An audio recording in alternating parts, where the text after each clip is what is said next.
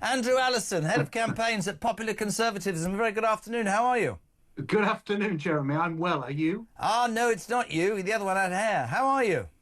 Well, yeah, I haven't had hair for a very long time. Well, it's very nice to have you on the show. Really, really appreciate it. Good weekend. Were you a Rory McIlroy fan or are you not a golfer? Yes, I watched it last night. It was, thrills and spills, rollercoaster ride, wasn't it? Oh, it was amazing. Do you play golf? No, I'm useless at playing golf, but I do enjoy watching it. Ryan played 9 holes, but he fell down 3 of them. Right, just a little joke there. Andrew, when we spoke before, we were both getting increasingly wound up by what seems to be the woke madness. I'm going to throw another story before we go back to the police. NHS trusts have been prioritising black and ethnic minority applicants on interview shortlists in line with NHS England guidance. Official documents recommend recruiters use the Rooney Rule. What's that? Be a crap football manager and get fired. A policy from American football saying those of ethnic minorities must be shortlisted for interviews if they apply. The reason I wanted to read this story to you was, and again without giving away too much, my best friend in the world's partner's daughter's boyfriend is 22, just come out of university with an honours degree in economics, good university, wants to work in London, wants to get into the finance industry. 57 applications and not one interview. So he decided a couple of weeks ago, 2 or 3 weeks ago, to just change a couple of things about what he was putting. So he put non-binary or asexual, and he put 3 interviews in 5 minutes. And you're smiling. It's an utter disgrace, man. I'm smiling how because does this work? It's just dreadful. Yeah, I'm smiling because I'm just not surprised, because this is exactly how things are going. I think I've said before to you, Jeremy, that the public sector and large corporations in particular are wedded to DEI, diversity, equity, and inclusion. They're interested in ticking boxes. And this is what this particular story's about. And you know, the NHS not recruiting basically white people. I mean, that's what that's maybe not overtly not recruiting them, but they're certainly prioritising people from different ethnic backgrounds. Is racism in itself, isn't it? I mean, what else could you describe? It's reverse racism, right? It's reverse racism. And then you've got these you've got these 2 stories of the police today. One to talk exclusive GMP. They've got a special positive action team who basically, and this is almost racist the way they say this.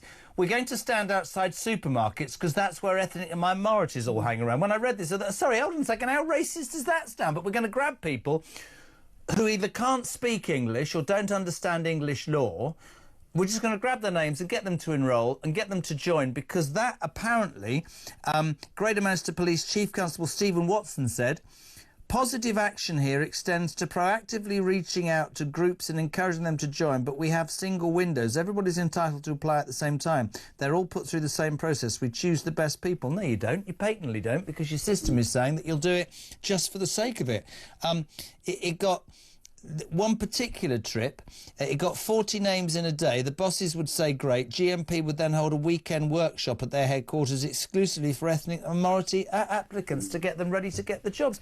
Then we had West Yorkshire Police last week accused of also refusing to recruit white people. They've gone a stage further today, Andrew. They've sent all 10,000 of their offices/administrative staff, I have to read this because it's so barking mad, on a 2-day cultural awareness training course focused on black culture and policing's history with black communities. It's part of a race action plan by West Yorkshire Constabulary to create an anti-racist police service, can't say force, it's too dangerous, trusted by black people. Now, I find any form of racism abhorrent, but are we not getting to the point where we are, as you quite rightly say, going so far the other way that it could actually be perceived to be anti-white in many instances? Well, yes. Yeah, and I totally agree with you there. And I'm surprised at Stephen Watson as well. I was on a panel with him at the Conservative Party conference a couple of years ago, and I was rather impressed with him. And he had the reputation of being the anti-woke chief constable. So it's actually surprised me that he's even defending this. But the police there in Greater Manchester appear not to be recruiting on merit, most certainly not recruiting on merit.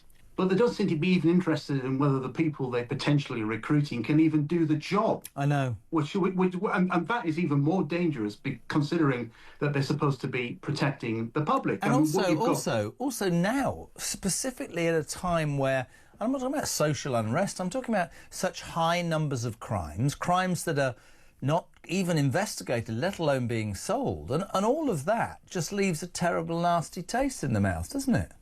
Yeah, of course it does. And this thing that's going on in West Yorkshire, where they put a freeze on the recruitment of white people, you can see how they've got there, though, Jeremy, because as I said at the beginning, they're interested in this DEI nonsense. They're trying to tick boxes. Despite the fact that the country is 82% white, that is just a fact. What do you say to people who would say, you and I saying this is unfair and racist to black people? Well, it's not, because the country is 82% white. So the vast majority of police officers are going to be white.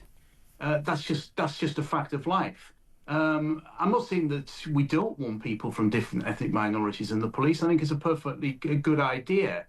But the idea that you just try to reverse engineer it by saying, right, white people, you cannot become a police officer at the moment, and we are only going to prioritise people from a BME background, is just bonkers. You know, get the right people for the job, be it man, woman, gay, straight, black, Asian, whatever it happens to be. Just get the right people for the job who can actually protect the public. Do you think, I mean, you started by saying that this government and so many more are wedded to the DEI sort of madness, and we saw Trump at his inauguration say many things. One was that's gone, wokeness is gone, there's two genders or whatever. There will be many people, in fact, interestingly, it seems that this country seems to be a centre for this woke madness, this ideology that seeps through both education, seemingly the public services, almost every part of our lives. Do you think it's on the turn, or do you think that you and I, the people associated with this station, almost every person I know, must be mad, are just a minority? Or do you think that people are realising that this is, with the greatest of respect, rubbish? Net zero, rubbish. Wokeness, rubbish. DEI, rubbish. It should be about the best person for the job, and that's what they need to sort out.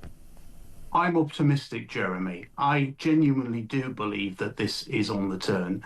The vast majority of people in this country have not really voted for the net zero madness that is creating much higher energy bills. And we look at British Steel, the fact that energy costs 4 times more in this country than it does in the United States is a direct result of the regulations and the carbon net zero madness that surround us.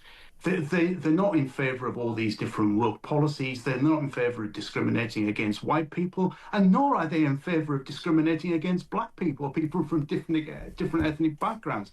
I think we're a pretty, non-racist country, and people are sick and tired of this, and the politicians are starting to wake up. I mean, what we need to do, if at all possible, is to reset the political clock back to the 30th of April 1997, the day before Tony Blair got his landslide election victory. It's not going to happen, that, is it? We need to get rid of so many of this damaging new Labour legislation that brought all of this in. Final question for you on the back of that. Don't shirk the answer. Today, Katy Perry went to space. Bothered? No, waste of money. But who do you dislike that intensely that you would send to space and they could never come back? Politically, yes. Anybody that we know. Are you brave enough? I think for me, it's with all the new Labour. With all the Labour lot, it's difficult. But I think David Lammy would be the person I'd want to send up in space and never come back again. Yeah, the problem is how much would the bill be for him to munch through whatever food on the way there? Listen, you're great. Thanks for coming on. Andrew Allison, Head of Campaigns of Popular Conservatism.